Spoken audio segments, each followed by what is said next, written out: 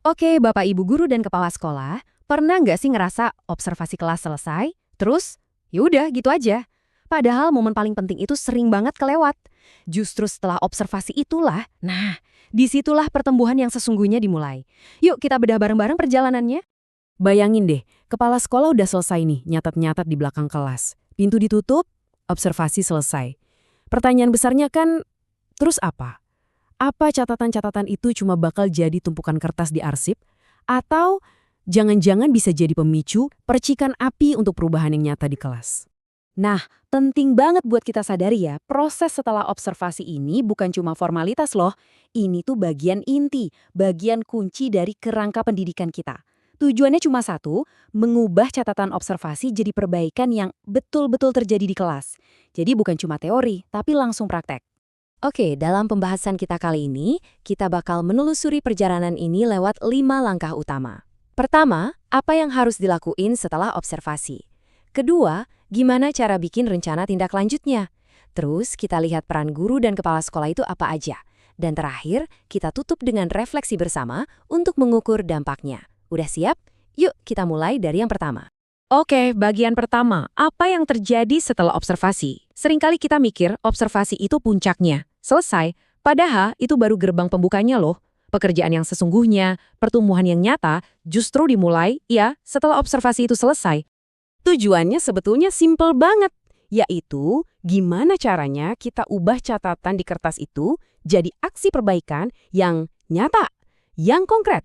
Bukan cuma asal memperbaiki ya, tapi kita pastikan perbaikannya itu benar-benar efektif dan pas kena sasaran di area yang paling butuh perhatian. Nah, pertanyaannya gimana cara kita membangun jembatan dari catatan observasi ke perbaikan nyata? Jawabannya ada di sini, rencana tindak lanjut. Dan disinilah kata kuncinya adalah kolaborasi. Jadi ini bukan kepala sekolah ngasih perintah, tapi ini adalah sebuah dialog untuk merancang pertumbuhan bareng-bareng. Jadi, apa sih sebenarnya rencana tindak lanjut itu? Gampangnya gini, anggap aja ini kayak peta jalan perbaikan. Peta yang kita buat dan sepakati bersama. Fokusnya itu harus 3, spesifik, efektif, dan tepat sasaran. Ingat ya, intinya bukan melakukan banyak hal, tapi melakukan hal yang paling tepat. Waktu kita bikin rencana ini, ada 3 hal penting yang wajib disepakati. 1, kita refleksi dulu target perilakunya apa. 2, kita rencanakan upaya perbaikannya gimana biar efektif. Nah, yang ketiga ini penting banget. Sepakati batas waktu yang jelas dan realistis. Coba deh kita renungkan, seberapa sering ya poin ketiga ini justru kelewat? Oke, sekarang mari kita geser fokus kita ke aktor utamanya. Siapa lagi kalau bukan guru? Nah, di sini penting banget untuk mengubah cara pandang. Guru itu bukan objek yang dievaluasi, tapi subjek. Seseorang yang aktif, yang berdaya, dan yang pegang kendali penuh atas pengembangan dirinya sendiri. Jadi, gimana sih alur perjalanan seorang guru di sini? Pertama, refleksi dulu dari rencana yang udah dibuat. Kedua, laksanakan rencana itu sesuai waktu yang disepakati. Ketiga, nah ini yang seru, analisis dampaknya, sekecil apapun itu. Dan terakhir, evaluasi. Rencananya berhasil nggak ya? Dan ingat, ini bukan garis finish loh. Ini adalah siklus yang terus berputar untuk perbaikan berkelanjutan. Kemitraan antara guru dan kepala sekolah ini ya ibarat 2 sisi mata uang yang nggak bisa dipisahkan. Guru itu eksekutornya, yang langsung action dan refleksi di lapangan. Sementara kepala sekolah perannya sebagai pendukung, fasilitator, yang menyediakan bensinnya. Perannya beda, tapi tujuannya sama persis, menciptakan pembelajaran yang jauh lebih baik untuk murid-murid. Sekarang, yuk kita lihat dari sisi mitra guru dalam perjalanan ini, kepala sekolah. Ini penting banget karena di sini ada pergeseran cara pikir yang sangat mendasar. Dari yang tadinya cuma evaluator yang kasih nilai, menjadi seorang coach, seorang pelatih yang tugasnya mendukung penuh. Terus dukungan yang nyata itu bentuknya kayak apa sih? Macam-macam. Bisa berupa motivasi, kasih semangat biar gurunya konsisten. Bisa juga dengan menyediakan sumber daya, misalnya ngasih akses ke pelatihan, atau nyiapin alat bantu yang dibutuhkan. Dan yang nggak kalah penting, sesekali ngingetin lagi. Kita punya tujuan bareng ini loh, yang udah disepakati di awal. Saya mau kita berhenti sejenak di kutipan ini. Karena ini adalah jantungnya peran suportif kepala sekolah. Kadang-kadang dukungan terbaik itu bukan langsung ngasih solusi loh, tapi sesederhana, menyediakan telinga untuk mendengar.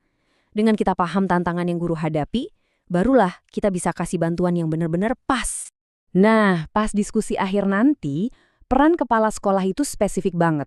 Bukan jadi hakim ya, tapi jadi pemandu obrolan. Tujuannya apa? Buat bantu guru melihat sendiri perubahan yang udah terjadi, ngajak refleksi soal tantangannya, dan bareng-bareng menggali apa sih dampak dari semua upaya yang udah dilakukan. Akhirnya, kita sampai di puncak perjalanan ini, refleksi bersama. Ini adalah momen di mana guru dan kepala sekolah duduk bareng, seolah-olah lagi melihat pemandangan dari puncak gunung. Menilai, udah sejauh mana sih kita melangkah, dan apa aja yang berhasil kita capai. Obrolan penutup ini punya dua tujuan utama. Satu, untuk sadar dan mengapresiasi dampak dari semua kerja keras guru. Dan yang kedua, untuk refleksi prosesnya itu sendiri. Apa yang udah bagus? Apa yang bisa kita perbaiki lagi? Biar apa? Biar putaran pengembangan selanjutnya bisa jadi lebih hebat lagi. Terus, kenapa sih semua ini penting banget? Karena siklus kecil antara satu guru dan satu kepala sekolah ini sebetulnya adalah mesin penggerak dari visi pendidikan kita yang jauh lebih besar, merdeka belajar dan merdeka mengajar. Kualitas yang kita tingkatkan di level kelas inilah yang nantinya akan jadi fondasi transformasi pendidikan nasional. Sebagai penutup, saya mau ngajak Bapak Ibu semua untuk merenung sejenak. Nggak peduli Anda seorang guru atau kepala sekolah, coba pikirkan. Apa satu langkah kecil aja yang bisa Anda lakukan supaya obrolan pasca observasi berikutnya jadi lebih terasa seperti perjalanan bersama yang sesungguhnya? Terima kasih sudah menyimak.